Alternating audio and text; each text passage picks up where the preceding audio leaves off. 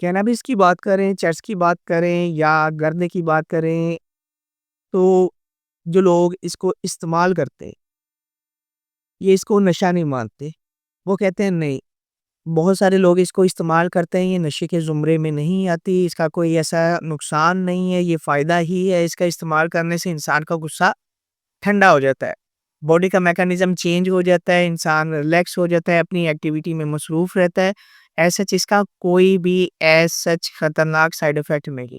اور یاد رکھیں وڈرول سمٹم میں بھی سچ ایکٹیو فیز کے اندر اس کا کوئی سچ جو ہے وڈرول سمٹم نہیں ہوتے. انسان بآسانی چند دیز کے لیے اس کو چھوڑ سکتا ہے، ایک اسپیسیفک ٹائم کے لیے وہ چھوڑ سکتا ہے. وہ ڈپینڈ کرتا ہے کہ اس انسان نے کتنی ڈوز لی ہے اور وہ جو ہے کب سے ڈوز لے رہا ہے، اور اس کی جو ہے کریونگ اس کو لاسٹ جب اس نے استعمال کیا تھا اس کے بعد جو ہے کب شروع ہوتی.